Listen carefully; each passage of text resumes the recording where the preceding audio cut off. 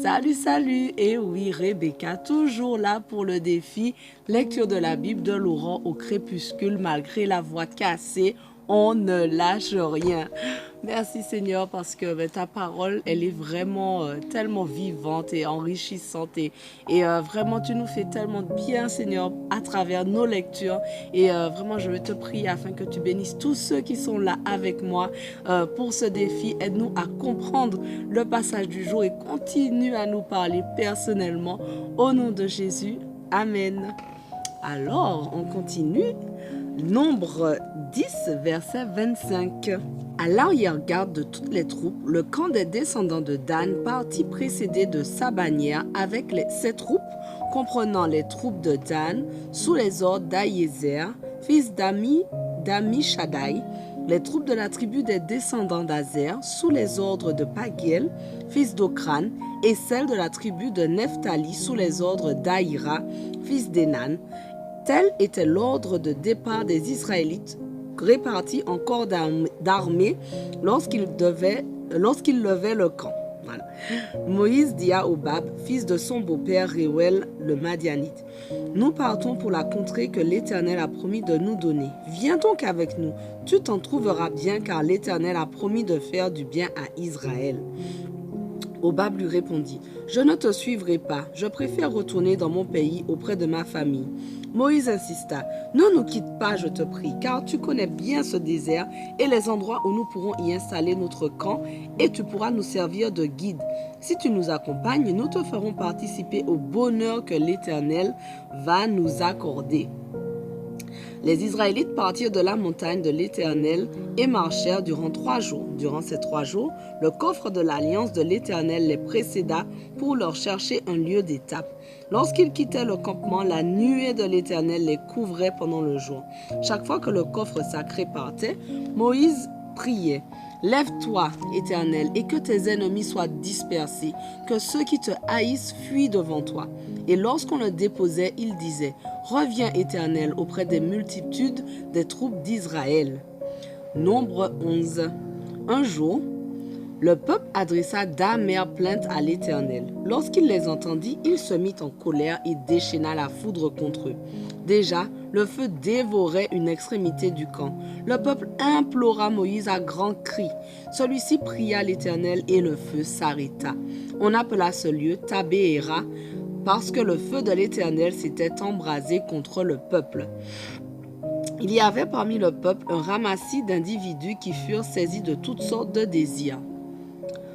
Alors les Israélites, à leur tour, recommencèrent à pleurer en disant « Ah, si seulement nous pouvions manger de la viande! Nous regrettons le poisson qu'on mangeait pour rien en Égypte, et les concombres, et les melons, et les poireaux, et les oignons, et l'ail. À présent, nous dépérissons.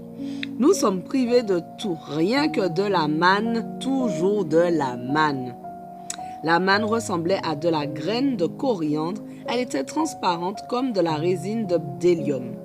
Le peuple se dispersait pour la ramasser, puis on la broyait à la meule ou on la pilait au mortier, et on la faisait cuire dans des pots pour en faire des galettes qui avaient un goût de gâteau à l'huile. Elle se déposait la nuit sur le camp avec la rosée. Chaque famille se lamentait à l'entrée de sa tente. Moïse entendit le peuple pleurer et l'Éternel entra dans une grande colère. Moïse en fut très affecté. Il dit à l'Éternel, « Pourquoi fais-tu du mal à ton serviteur? Pourquoi ne m'accordes-tu pas ta faveur? Comment peux-tu m'imposer la charge de tout ce peuple? Est-ce moi qui ai conçu tout ce peuple? Est-ce moi qui l'ai mis au monde pour que tu me dises, porte-le sur ton cœur comme une nourrice porte le bébé qu'elle allait, et cela jusqu'au pays que tu as promis à ses ancêtres? Où trouverai-je de la viande pour la distribuer à tous ces gens qui pleurent autour de moi en disant « Donne-nous de la viande à manger ». Je ne suis pas capable de porter à moi seul la responsabilité de tout ce peuple. C'est trop lourd pour moi. Si tu veux bien m'accorder une faveur, prends ma vie plutôt que de me traiter ainsi et que je n'ai plus à contempler mon malheur. L'Éternel répondit à Moïse, « Rassemble-moi 70 hommes choisis parmi les responsables d'Israël, des hommes que tu sais être des responsables et des chefs du peuple, et amène-les devant la tente de la rencontre, qu'ils se tiennent là avec toi. Alors je descendrai m'entretenir là avec toi. Je prendrai de l'esprit qui est sur toi et je le leur donnerai pour qu'ils portent avec toi la charge de ce peuple, de sorte que tu n'auras plus à la porter seul. Tu diras au peuple, purifiez-vous pour demain et vous mangerez de la viande, puisque vous avez pleuré aux oreilles de l'Éternel en disant, ah, si seulement nous pouvions manger de la viande, nous étions si bien en Égypte. Eh bien, l'Éternel va vous donner de la viande à manger. Pas un seul jour, ni 2 jours, ni 5 jours, ni 10 jours, ni même 20 jours. Mais durant tout un mois, vous en mangerez jusqu'à ce qu'elle vous sorte par les narines et que vous en ayez la nausée.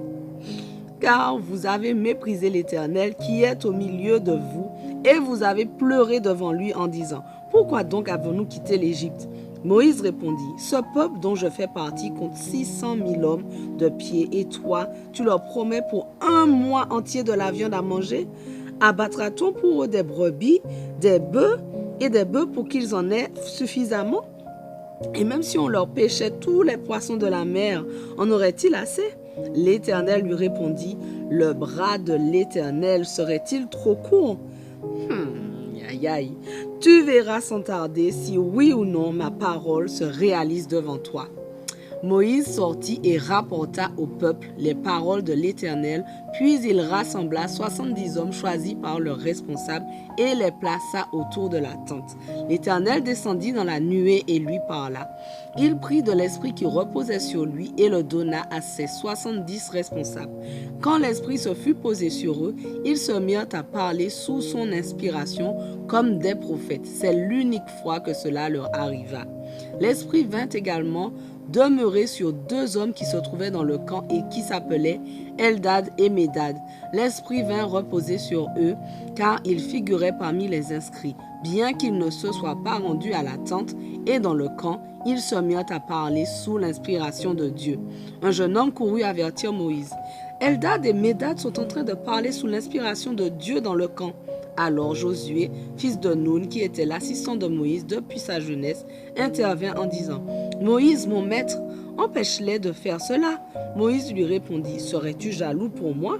Que l'Éternel, au contraire, accorde son esprit à tous les membres de son peuple pour qu'ils deviennent tous des prophètes. Moïse regagna le camp avec les responsables d'Israël. Un vent envoyé par l'Éternel entraîna des cailles par-dessus la mer et les fit s'abattre autour du camp sur un rayon d'une journée de marche. Elles recouvraient le sol jusqu'à 1 mètre de hauteur. Le peuple fut debout toute cette journée et toute la nuit et encore tout le lendemain pour ramasser les cailles. Personne n'en prit moins d'1 tonne.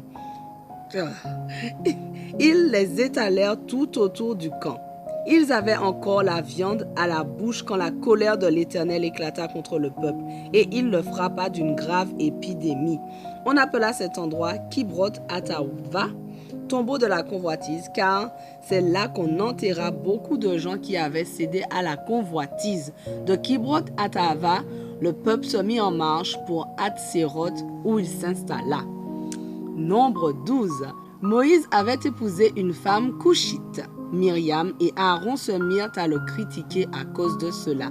Et ils dirent, est-ce seulement par l'intermédiaire de Moïse que l'Éternel a parlé? N'est-ce pas aussi par notre intermédiaire?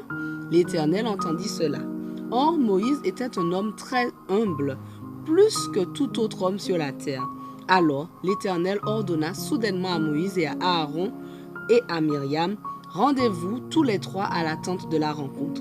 Ils y allèrent. L'Éternel descendit dans la colonne de nuée et se tint à l'entrée de la tente. Il appela Aaron et Myriam et tous 2 s'avancèrent. Il dit, écoutez bien ce que j'ai à vous dire. S'il se trouve parmi vous un prophète de l'Éternel, c'est dans une vision que je me révélerai à lui, ou dans un rêve que je lui parlerai. Mais les choses sont différentes avec mon serviteur Moïse, qui est fidèle dans toute ma maison. C'est de vive voix que je lui parle, de façon claire et non dans un langage énigmatique, et il voit l'Éternel de façon visible. Comment donc avez-vous osé critiquer mon serviteur Moïse? Oh là là, le temps est écoulé. Notre passage du jour touche à sa fin, mais on continue dès demain. On ne lâche rien. Sois béni.